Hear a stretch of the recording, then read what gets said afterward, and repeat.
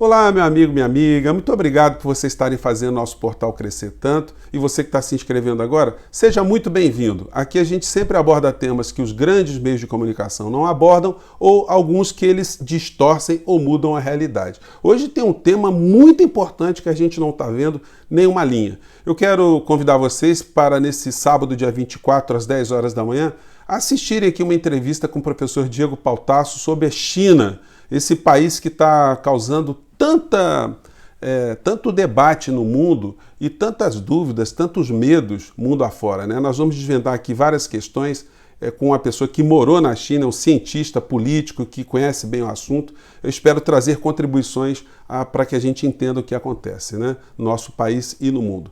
Bom, e ontem na live do presidente da República, que continua a ser cada vez mais um espetáculo de horrores, né?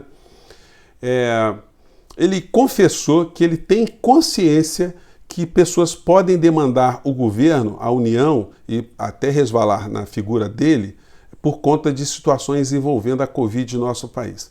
E o que está em debate hoje, gente, por incrível que pareça, se vocês observarem, não é mais um debate entre direita e esquerda, entre o Brasil e o vírus, Brasil versus o vírus. E nesse embate, o Bolsonaro está ao lado do vírus, porque ao invés dele ajudar a nação a compreender o que está acontecendo, ele lutar para que a gente pacifique a nação, para que a gente cuide da nossa saúde, ele funciona cada dia trazendo um elemento novo de distorção da realidade, mentindo, alterando fatos, enfim. Muitas dessas situações que ele faz é por profunda ignorância, mas uma pessoa que é ignorante e está comandando alguma coisa deveria ter mais responsabilidade e se cercar de pessoas minimamente informadas, né? Então o Bolsonaro, colocando mais uma dose de medo na população, ele veio com essa mentira aqui. Vamos lá. Funciona assim. Enquanto eu for presidente da República, não vai ser dessa forma. Isso é democracia, é liberdade. Ninguém vai obrigar ninguém a tomar vacina. E quem não tomar, tá? Se ele se contaminar, vier a falecer um dia, a responsabilidade é dele. Agora, forçar o cara a tomar vacina, tá? Ele pode morrer por outras coisas, mas ter, né, um advogado, achar que houve relação de causa e efeito com a vacina, processar o Estado. Pô, o pessoal... Então ele parte de ideias absolutamente falsas. Ele coloca o medo na população no sentido que, do jeito que as coisas estão sendo apresentadas, né, segundo ele, alguém poderia ir na sua casa te dar uma injeção ou te injetar alguma coisa, ou te obrigar a beber alguma coisa, te vacinar à força. É óbvio que ninguém pode concordar em ser submetido à força a nenhum tipo de tratamento, mas isso não está em questão. O que está se colocando é obrigatoriedade formal, obrigatoriedade legal de você cometer um ato ou fazer um ato para preservar não só a sua vida, mas a vida das pessoas que vivem em sociedade. Isso não é meramente um direito individual. Claro que a pessoa tem o direito de morrer, mas ela não tem o direito de matar outras pessoas por conta da sua ignorância. E o Bolsonaro, ele desinforma a população e ele diz, ao final, né, que as pessoas que forem vacinadas à força, coisa que não vai acontecer, podem demandar contra o Estado. Eu já disse a vocês, se alguém perdeu algum parente, alguém sofreu uma lesão muito séria por conta das faltas de ações, ou a irresponsabilidade, ou os atos que o governo federal comandou que acarretou o resultado morte, isso tudo pode ser judicializado, sim, as pessoas poderão ter direito a uma indenização, sim, e essa indenização vai ter que ser cobrada do responsável principal, no caso, o presidente da República.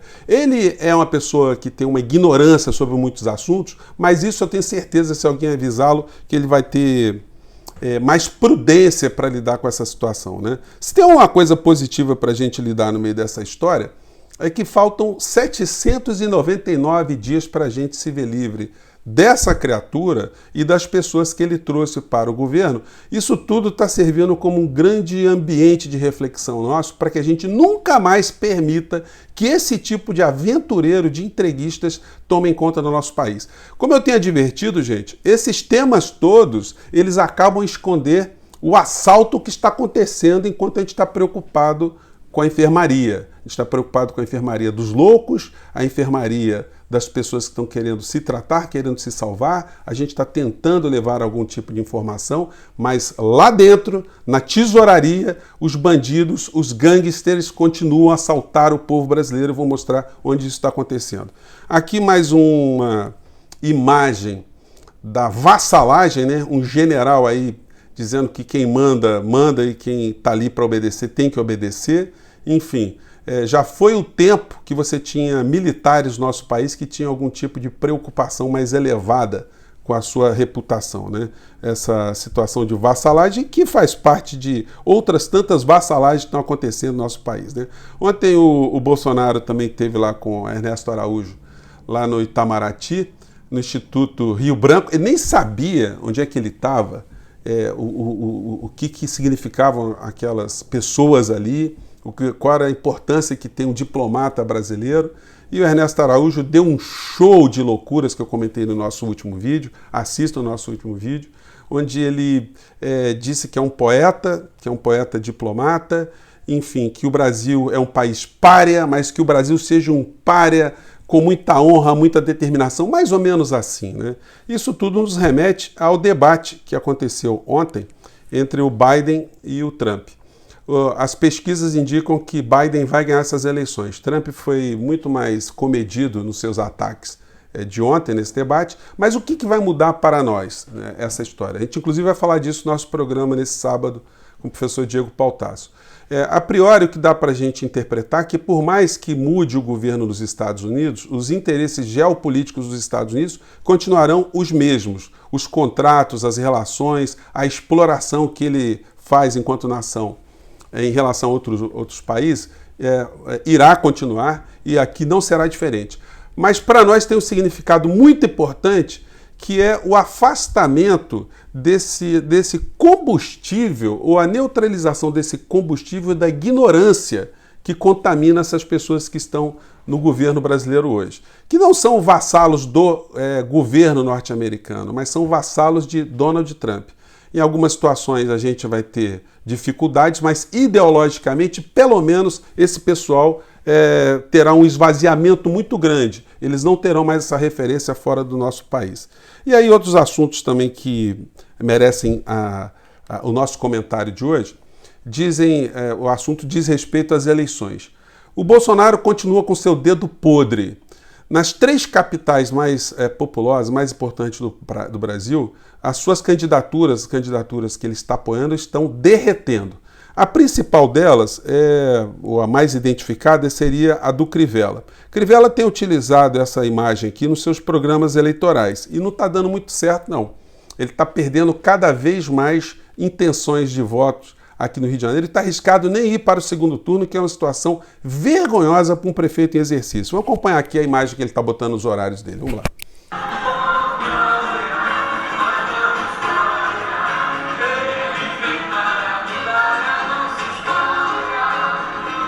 Essa foi aquela cerimônia que o Bretas, né, estava também fazendo a dancinha do senhor ali, né, que muita gente está dizendo que é a dancinha do cramunhão. E o Celso Russomano lá em São Paulo também, a candidatura dele está derretendo. E em Belo Horizonte, a candidatura que Bolsonaro apoia não passa dos 4%. É o Calil, que é um prefeito do PSD, que teve uma postura totalmente diferente em relação à pandemia de Bolsonaro e seus seguidores, está conseguindo do povo de Belo Horizonte uma aprovação absurda e deve ter uma vantagem ainda maior do que os 60% que as pesquisas estão dedicando a ele agora, né? Então, gente, nem tudo está perdido. A gente tem que continuar cada vez mais trabalhando, levando os debates e alertando as pessoas do que está por trás de muitas das histórias que são apresentadas pelos meios de comunicação. Ontem, o Paulo Guedes, numa cerimônia, ele deixou escapar, porque os grandes meios de comunicação não estão trabalhando essa questão, de um assalto que está em curso. Me refiro à entrega do Banco Central ao setor privado de uma forma definitiva, sob a alcunha de que estaríamos causando uma autonomia do Banco Central. O Banco Central hoje, praticamente, que é o banco dos bancos, o banco que disciplina a relação do setor privado, que não deixa eles assaltarem ainda mais o povo brasileiro, que regula os depósitos no Banco Central, o que movimenta a economia do nosso país, que ajuda a organizar a economia do nosso país, isso tudo já está em grande parte na mão do setor financeiro privado. E Paulo Guedes, na penumbra da noite, está tentando passar junto ao Congresso Nacional sem debate nenhum no nosso país, porque nós estamos aqui preocupados com o doido que ocupa a presidência da República, o irresponsável, o criminoso e seus apoiadores, enquanto na parte de trás, lá na tesouraria, o Brasil continua a ser assaltado sorrateiramente. Vamos acompanhar a fala aqui, o ato falho de Guedes, vamos lá. A eleição também, há uma agenda que está prosperando lá no Congresso, que você também sempre apoiou. Ontem quase foi aprovado o Banco Central Independente. Isso é uma coisa de 40 anos, é uma meta brasileira de 40 anos. A preservação do poder de compra da moeda brasileira, a preservação dos salários, o valor aquisitivo dos salários, o valor aquisitivo das aposentadorias. Vocês acreditam de fato que o Paulo Guedes está preocupado com o valor de salário, o valor de aposentadoria? Aí, gente, é o golpe de misericórdia que o sistema financeiro brasileiro, o sistema voltado ao interesse público, sofrerá. Nós vamos ter muitas dificuldades de fazer com que haja um resgate, mas talvez, quem sabe, um plebiscito revogatório de todas essas entregas que estão acontecendo por esse governo antipatriótico, antinacional, antipovo. Pois bem, isso tudo pode ser revertido mais à frente, mas vai depender muito do nível de mobilização aqui no nosso país. Eu comentei com vocês, e hoje os meios de comunicação estão dando algum destaque, desse episódio envolvendo uma prefeita lá na Bolívia. Deixa eu botar aqui para vocês, aqui. Eu vou colocar o vídeo também na descrição desse vídeo nosso aqui, e que alguns dias após o ocorrido, né, eles estão fazendo aqui homenagem também a prefeita aliada de Evo Morales, pelo fato dela ter sido humilhada, ter sido torturada, ter sido perseguida politicamente e ter se sagrado vencedora na eleição ao Senado lá na Bolívia. E a apuração oficial na Bolívia, gente, mostra que houve uma vitória avassaladora do Arce, muito além do que se estava prevendo. O que mostra que todo o golpe que foi gestado lá na Bolívia era falso. Não havia razões, não havia votação suficiente para impedir que o grupo de Evo Morales permanecesse no poder na Bolívia. Enfim, eles vão ter muitas lutas lá, a gente tem que ficar observando o que vai acontecer na Bolívia a partir desse processo eleitoral.